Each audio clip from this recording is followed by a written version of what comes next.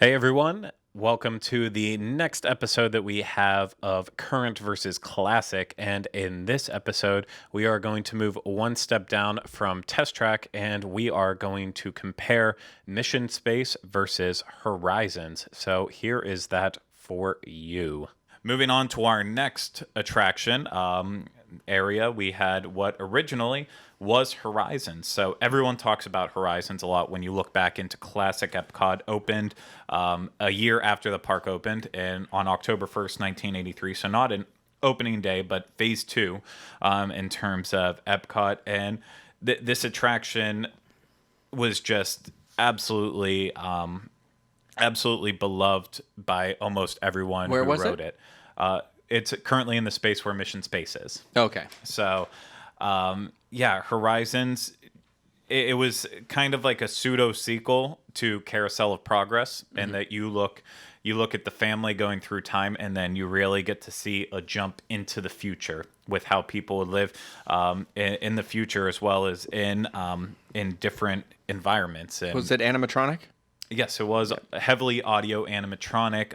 You can even still see, if you've been to One Man's Dream over at Epcot, they have the Horizons robot in One Man's Dream. Yeah, the Robotler. Oh. So it was very heavy. But the big thing was, with Horizons, you got to choose your ending. So you had 3 different scenes you could choose from. What would it be like to live essentially on like a type of farm? I believe it was Orange, if I can remember. I don't remember the exact name of it. Mesa Verde. Sorry. Then you had the choice of living on Brava Centauri, which was space ending, and then Sea Castle, which was an ocean colonization, and which one you would see how the future would live on. Did Spaceship Earth essentially get that idea for the end, that when they upgraded it from this? Yeah, you think kind of similar concept in that, but this was so much because your vehicle voted on it, and it wasn't like everyone saw that end. Then your vehicle would Could see you the ending. answer me, how was the attraction? So you said it's not on a circle if you can choose your end, right? So how was it? How did you go in a it was room? it was an Omni mover still. So But the track split into 3. So you just went into a different room at the end. yeah, as far as I know, I obviously was too young to really pick out how the attraction worked, and I've never really studied it. I'm assuming it's very similar to how Forbidden Journey has their they have their ADA wheel, even though it is an Omni mover. Essentially, you have a different way, like it can break the path and still rejoin it. So that's all I'm assuming. People will tell us if we're wrong, but I'm sure they will.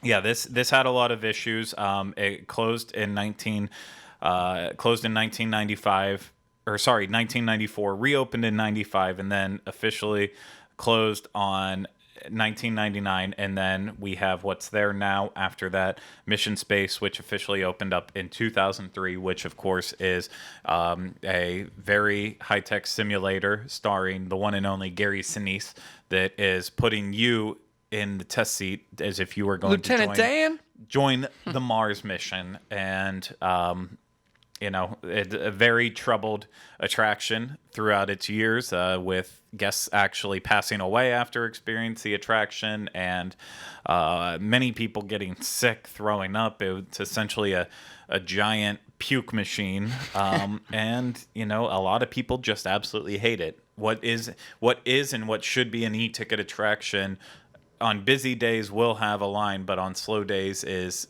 no matter which side you choose, orange or green, you're looking at like a 10-minute wait. Yeah, so 5 to 10 minutes. Yeah. Opinions on either of these attractions? Which one would you keep? Yuck. First of all, to Spaceship Earth. I did it once finally. Mission Space. Mission Space. No, I retract that. I feel bad about saying that about Mission Earth.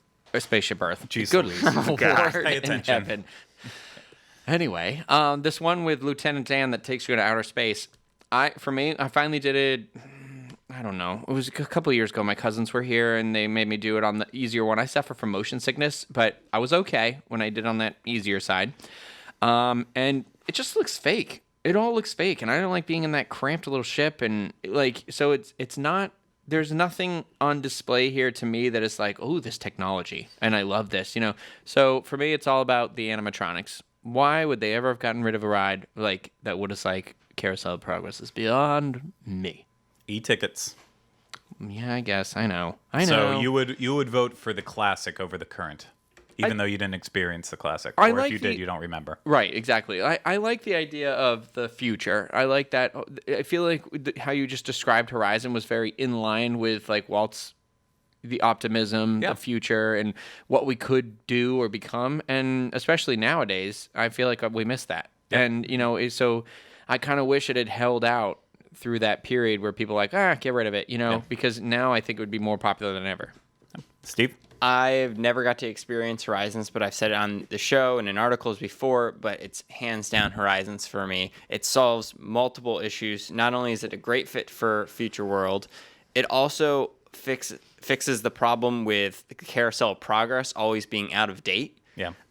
Because now the Carousel of Progress tries to be the present / the future in that last scene, where Horizons kind of took care of that. And so what they could have done with Carousel of Progress is just made it like the 1900s, the 1920s, the 1940s, and 1960s and be done with it so it never gets out of date, and then have Horizons be that attraction that covers the future. Yeah.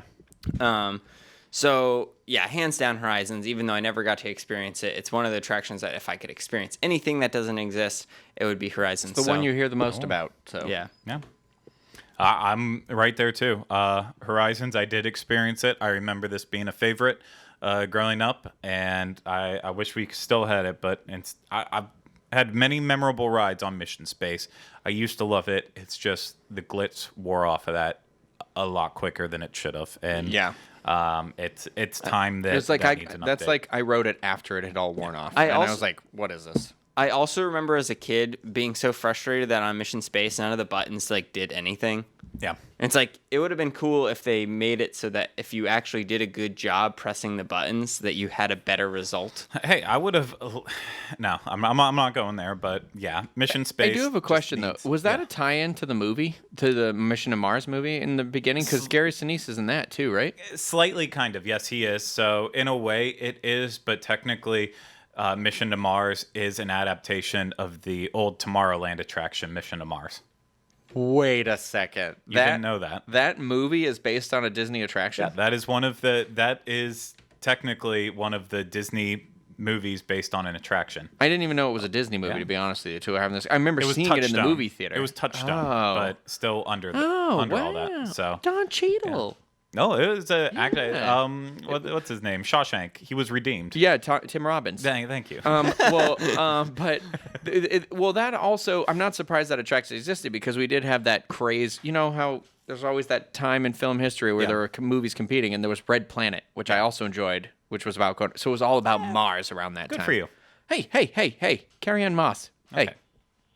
Thanks for watching this episode of Current versus Classic. If you enjoyed this video, make sure to share it with a friend. If you want to let us know which one you prefer, the current, classic, or some iteration in between, go ahead and leave a comment below. Give us thumbs up, and we hope you have a great day. Thanks, everyone.